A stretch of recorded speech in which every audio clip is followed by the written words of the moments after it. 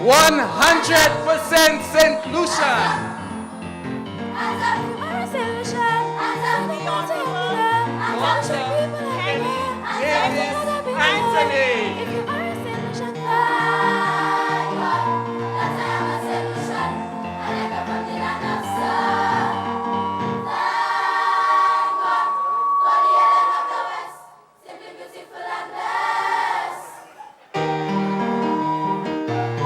The Honorable Dr. Kenny Davis Anthony.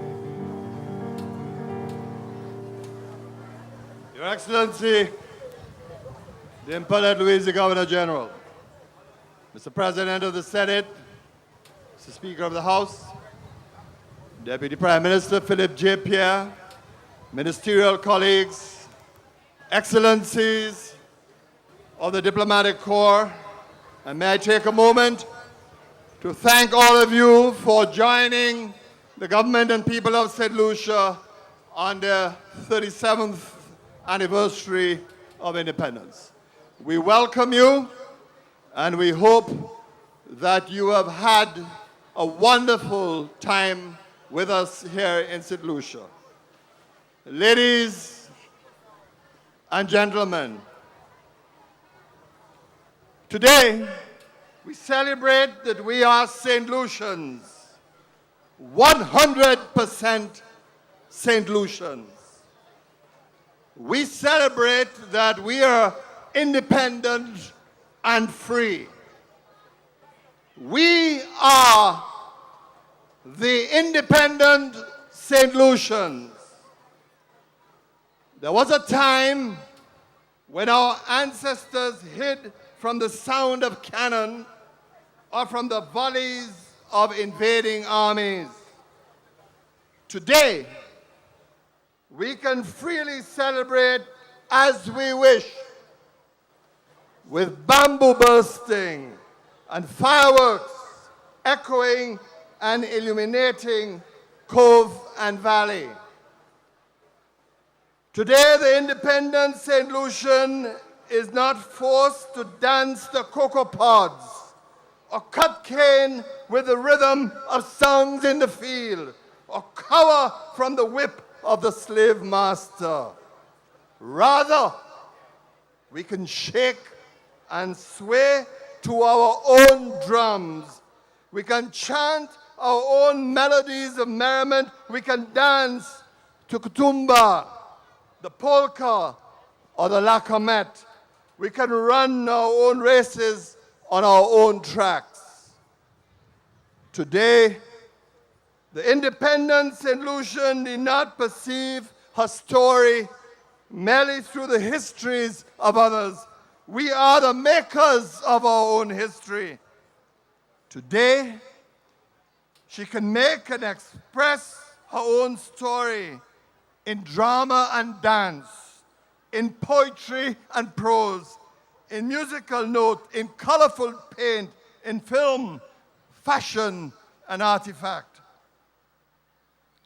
There was a time when it appeared that independence was an event about the pomp and ceremony of the state. It was a government thing. We have journeyed past that. This is clearly no more. Today we see an unparalleled rise in patriotism, unhinged from and independent of the efforts of the state to instill pride, dignity, and honor. At long last, our people have laid claim to what is theirs. We have become 100% St. Lucians. Independence belongs to every citizen, to every proud St. Lucian, to every patriot, to every mother, to every father, to every child. And we see this in song and dance, through fashion, through displays in the windows of shops and stores, through festivals, food and fanfare, through flags on homes and cars and hills, through competitions of sport, beauty, and talent. We have an event now that is not limited or barred by rainfall or sunshine or by place or location. It is not segregated and celebrated by one race or religion or some communities but not others. It is not divided by red or yellow. It is for St. Lucians here and abroad, wherever they may roam. Today, all of us must proclaim that we are 100% St. Lucians. We are 100% free. We are 100% united. We are 100% proud to be from this beautiful island, this majestic island, this fair Helen of the West Indies. At 37, our country is still young in many respects.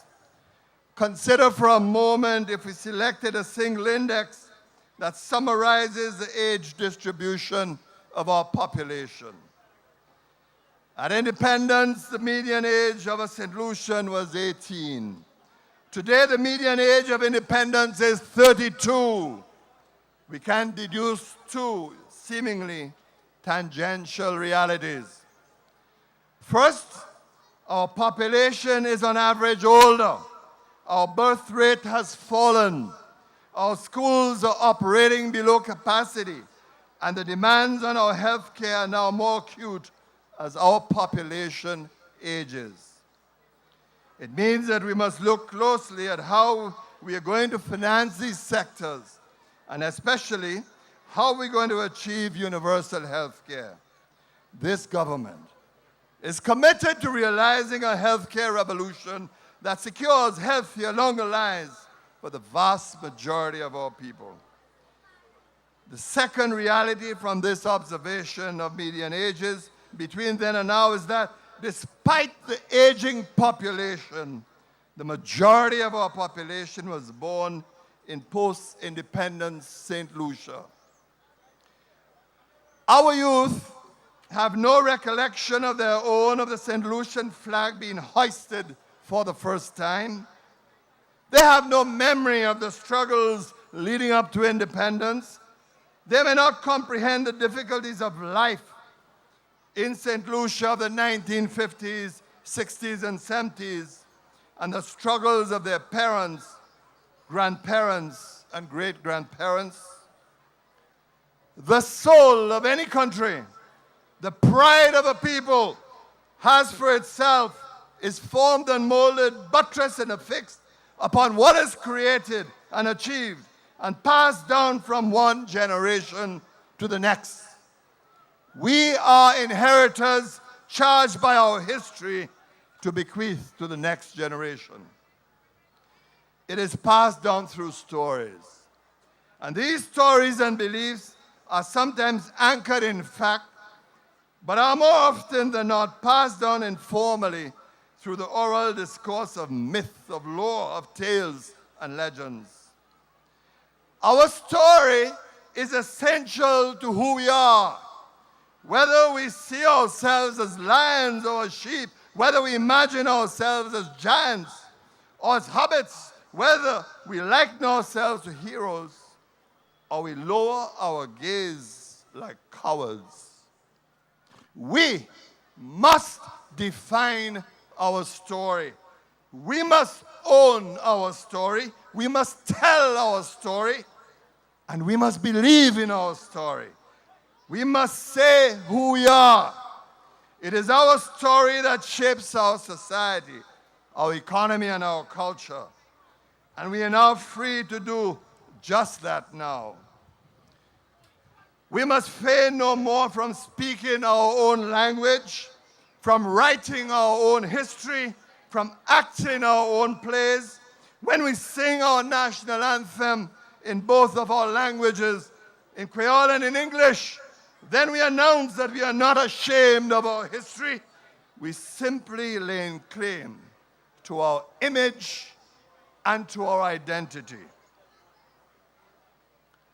Our flag maker, the late Sir Dunstan St. Omer, gave us not only our flag, but through his murals and works, a deep sense that if we are made in the image and likeness of God, then God must look like us. We must be able to tell the story of Sir Dunstan. Likewise, we must share and celebrate our story. We are beginning to tell the story of Derek and Roderick Walcott with a museum in their childhood home. We are beginning to tell the story by commencing the dialogue on establishing a national museum, and that dialogue will commence through the National Trust in the next few months. And we need investment in public education so that all our people can learn about ourselves and then make their own stories. And we must tell our story by having a national home for the creative industries. And we have begun the dialogue on the designs for a new national cultural complex. And this will create a home for the performing and visual arts, for theater and dance, for modern and traditional forms of creative expression. Ours is a story worth sharing. It is a story worth celebrating. We need to tell the story of how this little island produced for Nigeria its first Chief Justice, Sir Darnley Alexander, at its independence. We need to tell the story of how this little island was able to produce two geniuses in our Nobel laureates, in Sir Derek Walcott and Sir Arthur Lewis. And we also need to tell the recent story, how this little island, through its diplomatic efforts, was able to influence the outcome of the climate talks in Paris to help protect our planet for the future of mankind. It is a story worth speaking in our own tongue, a story worth producing, a story worth defending. So today, I take comfort, I take pride, and I take honor, not just as Prime Minister or as a leader, but in being simply a St. Lucian, 100% St. Lucian. It is so amazing to see all of you children here, your parents, those in the stands, those at home, or at venues around the island, even in the diaspora abroad, knowing that right now, in this moment, we are all St. Lucians, 100% St. Lucians. It's a wonderful feeling. Show the world it's our time, our day, and our independence. You before me, Do me a favor. Raise your hand. Raise your hand if you are a proud St. Lucian. Show me you are proud St. Lucian like I am. Let us sit and feast on our lives. Let us write our own story, shape our own future, and tell the world that we are St. Lucians first and foremost, 100% St. Lucians. This is my independence wish for St. Lucia. God bless each and every one of you. God bless St. Lucia. As we all say, thank God that I am a St. Lucian. Long live our people. Vive St. Lucie. Vive St. Lucie. Say with me. Say with me. St. Lucia we love. St. Lucia we love. St. Lucia. St. Lucia. We love you, St. Lucia. Thank you and have a wonderful independence celebration. Thank you very much.